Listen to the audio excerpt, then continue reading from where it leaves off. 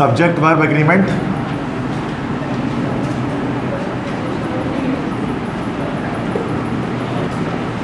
Lecture number 2.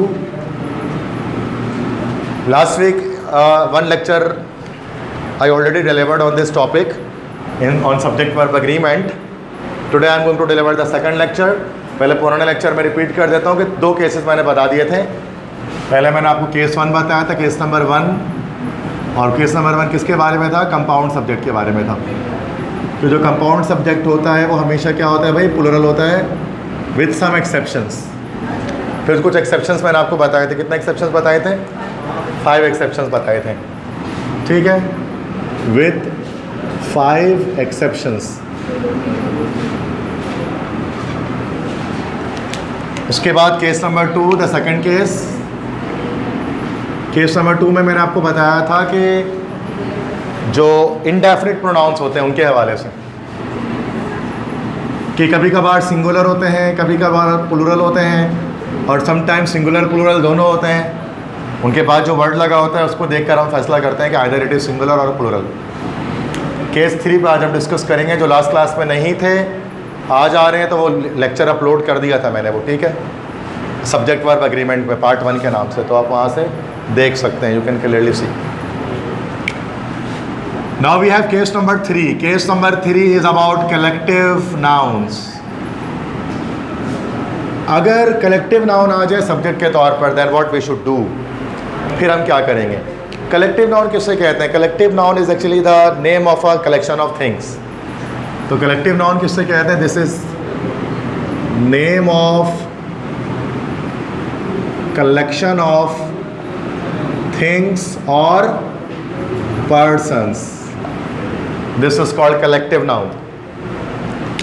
अब हर एक चीज़ का ना, हर एक चीज़ों का कलेक्शन के एक अलग नाम हम दे रहे होते हैं. जैसे अगर लोग हैं, पीपल हैं, बहुत सारे लोग एक जगह जमा हो जाएं तो उसका कलेक्शन क्या कहलाता है? क्राउड. स्टूडेंट, बहुत सारे स्टूडेंट एक जगह पर जमा हो जाएं, दिस इज कॉल्ड क्लास. बहुत सारे सोल्जर्स एक जगह पर जमा हो जाएं, इसका कलेक्टिव नाउन क्या कहलाता है? आर्मी. बहुत सारी शीप, बहुत सारी भेड़ एक जगह जमा हो जाए, इसका कलेक्शन क्या कहलाता है? फ्लॉक. बहुत सारे बर्ड्स एक साथ उड़ने लगें, that is called a fleet. A fleet of birds. Ship के कलेक्शन में फ्लीट ही होती है. इस तरह फ्लावर, बहुत सारे फूल या चाबियाँ एक साथ आ जाए तो उसका कलेक्शन क्या कहलाता है? बंच. इस तरह से बहुत सारे वुल्फ, बहुत सारे भेड़िए एक साथ अगर आ जाएँ तो उसको हम लोग, उसके कलेक्शन में क्या कहते हैं? Pack. A pack of wolves. बहुत सारे शेर, लाइन एक जगह पर आ जाएँ, that is called a pride. A pride of lines. ठीक है, तो pride of lines is a collection of so much lines, बहुत सारे लाइन्स का. बिल्कुल इस तरह से अगर बहुत सारे क्रो, बहुत सारे कौवे एक जगह जमा हो जाएं, इसका कलेक्शन कहलाता है मर्डर. Murder of crows. तो murder is actually collection of crow. बहुत सारे कौवे अगर तार के ऊपर बैठे हुए हैं तो हम कह सकते हैं murder of cross is sitting on the wire. Murder. तो मर्डर एक तो कत्ल होता है. मर्डर का मतलब बहुत सारे क्रो का ग्रुप भी होता है. इस तरह उल्लू, ओल, बहुत सारे ओल जब एक जगह पर जमा हो जाए, दैट इज़ कॉल्ड पार्लियामेंट. तो बहुत सारे उल्लू के पट्टे एक जगह पर जब जमा हो जाते हैं तो उसको कहा जाता है, सही कह रहा हूँ मैं, मजाक नहीं कर, that is called parliament. Parliament of ओल कहा जाता है उसको, कलेक्शन ऑफ ओल. बहुत सारे ओल जहाँ पर जमा हो, ठीक है, उल्लू बहुत सारे जमा हो, तो वो पार्लियामेंट कहलाता है. सही, बिल्कुल 100% सही बात है. अच्छा, प्लेयर, बहुत सारे प्लेयर, बहुत सारे खिलाड़ी एक जगह पर जमा हो जाए, this is called a team. जज, बहुत सारे जज एक जगह पर जमा हो जाए, this is called a jury. Jury का फैसला बोलते हैं ना, जजेस का फैसला, द ज्यूरी का फैसला. तो बहुत सारे हो सकते हैं, मैं इस पर नहीं जा रहा. टॉपिक हमारा कलेक्टिव नाउन का नहीं है अभी. हमारा टॉपिक ये है कि कलेक्टिव नाउन सिंगुलर होते हैं, प्लूरल होते हैं, क्या होते हैं, इसको देखना है. तो बेटा अगर देखो, अगर कलेक्टिव नाउन में कलेक्शन ऑफ थिंग्स हैं, अगर ये सब मिलकर एक ही काम कर रहे हैं, ठीक है, तो सेम थिंग, सेम वर्क कर रहे हैं, ठीक है, all are doing same work, सब अगर एक ही काम कर रहे हैं तो फिर इसको सिंगुलर कंसिडर किया जाएगा.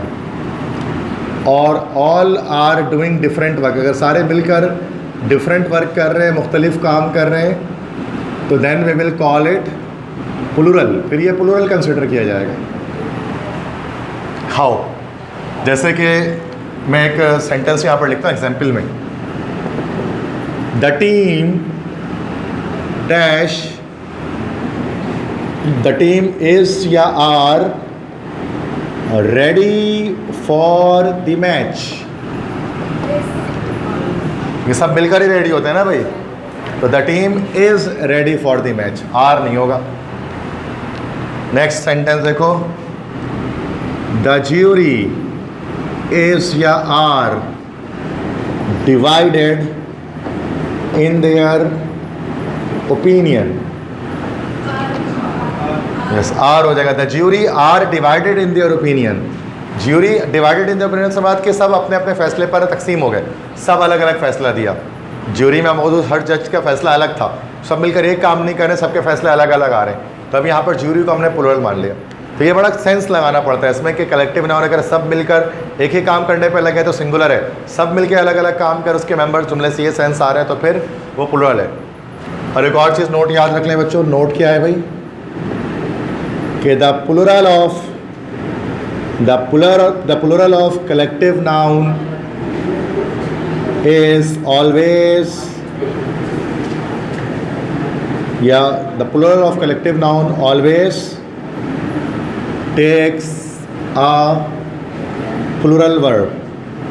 तो plural of collective noun की अगर जमा है तो उसमें हमेशा plural verb ही लगेगा।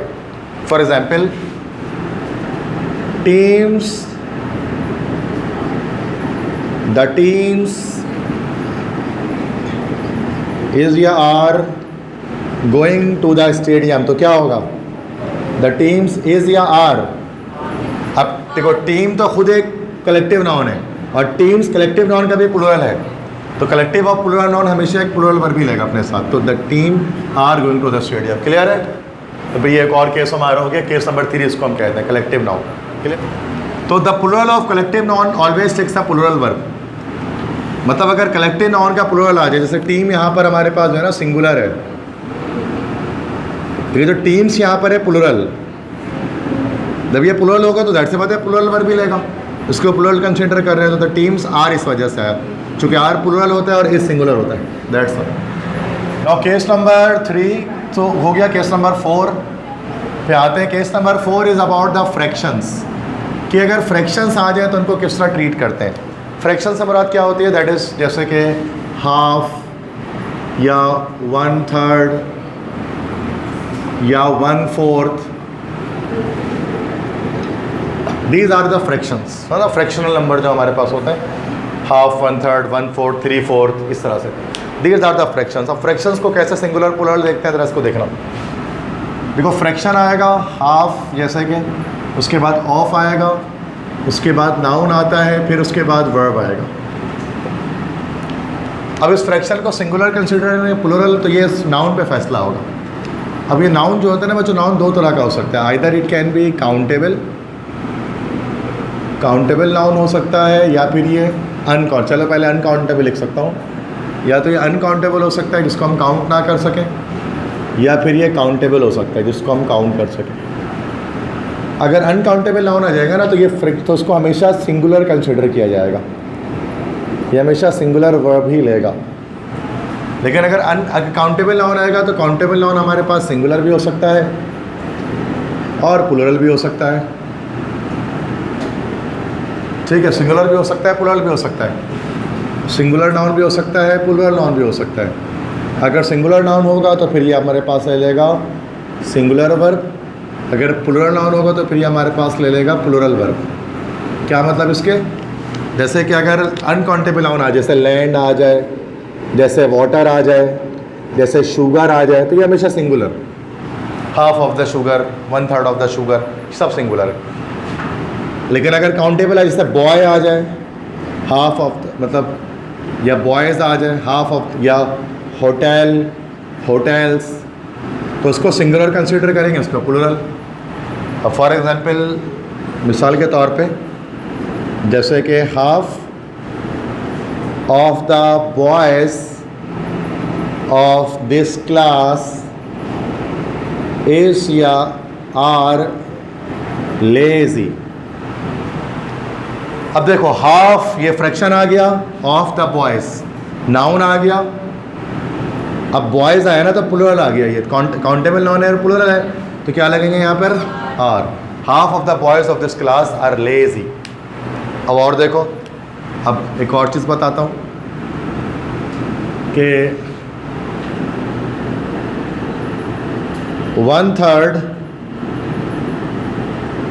1/3 of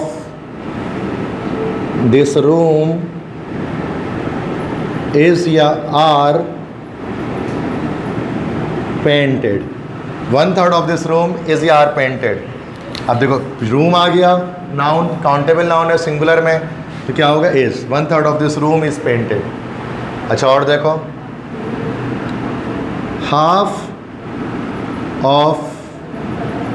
half of the sugar in this pot is या are not sweet। क्या बोलेंगे, half of the sugar in this pot is not sweet, क्योंकि शुगर यहाँ पर क्या है भाई, अनकाउंटेबल होना है।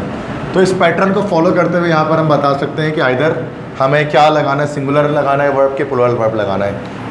ठीक है, फ्रिक्शन अगर आ जाए तो फ्रिक्शन के बाद जो नाउन आ रहा है, अगर वो अनकाउंटेबल हो तो हमेशा सिंगुलर है, अगर वो काउंटेबल है तो फिर सिंगुलर है, तो सिंगुलर, प्लूरल है तो फिर प्लूरल। सिंपल बात है, समझ गए। फिर उसके बाद केस नंबर 5 हमारे पास है। केस नंबर 5 बड़ा सिंपल सा है।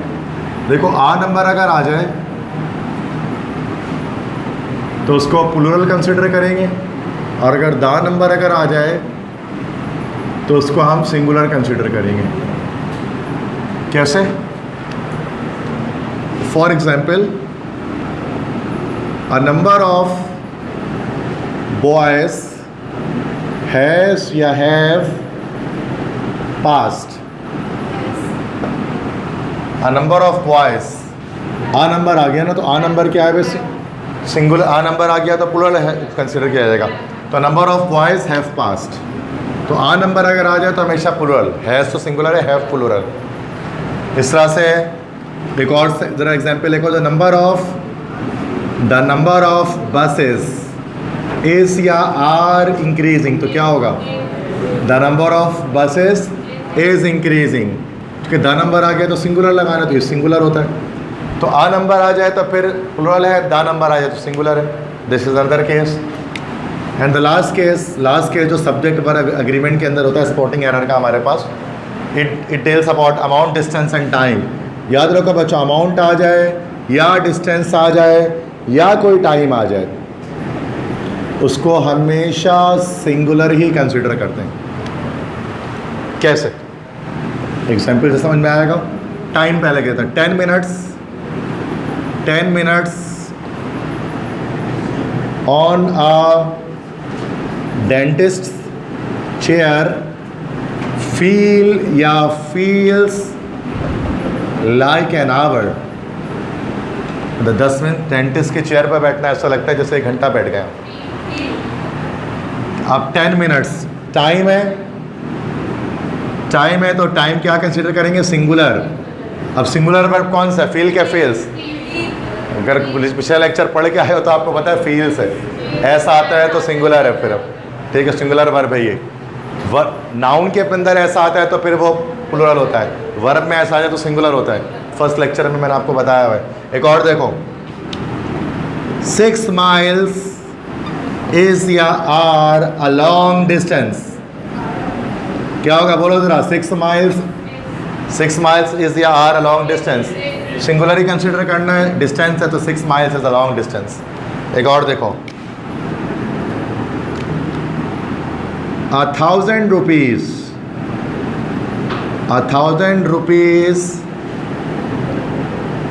is या are not enough for grocery. हाँ भाई,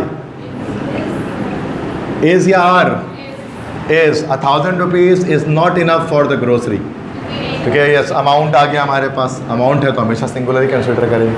ठीक है बच्चों, तो all these are the rules which will help you in spotting the error of subject verb agreement. तो अक्सर इसमें मसला आता है तो